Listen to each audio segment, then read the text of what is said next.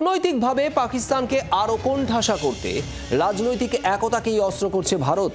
পহেলগাঁওয়ে জঙ্গি হামলা, সীমান্ত পারে সন্ত্রাসে পাকিস্তানে মদদ দেওয়া ইত্যাদি একাধিক বিষয়ে বিশ্বের সামনে তুলে ধরতে সাংসদদের বিভিন্ন দেশে পাঠাচ্ছে কেন্দ্রের এনডিএ সরকার।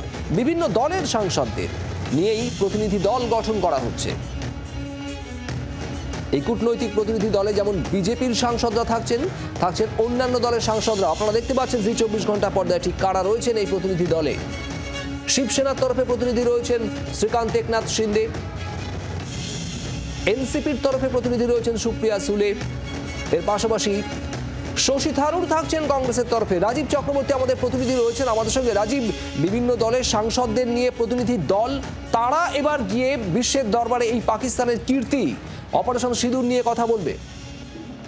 একেবারেই দেখো, সন্ত্রাস বিরোধী বার্তা এবং ভারতের যে সন্ত্রাসের বিরুদ্ধে জিরো টলারেন্স নীতি, সেই নীতি নিয়ে সর্বদলীয় একটি কমিটি, যাতে 7 জন রয়েছেন, সেই কমিটি বিদেশ সফরে যাচ্ছে এবং এটি সংসদীয় কমিটি, যেখানে প্রতিনিধি দলে থাকছে কংগ্রেসের শশী থারুর, বিজেপির রবিশঙ্কর প্রসাদ, জেডিইউ সঞ্জয় কুমার ঝা, বিজেপির বৈজয়ন্ত পান্ডা, ডিএমকের কানিমোজি, এনসিপির সুপ্রিয়া সুলে এবং শিবসেনার একনাথ শিন্দে।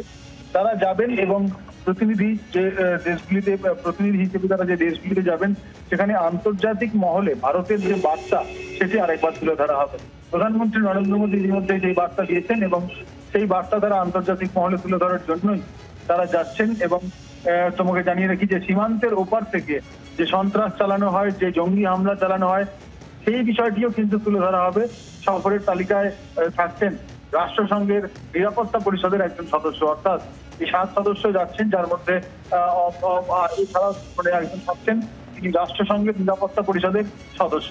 তার নেতৃত্বেই মূলত কয়েকটি দেশ ভ্রমণ করে ভারতের বার্তা তুলে ধরবে এই প্রতিনিধি দল।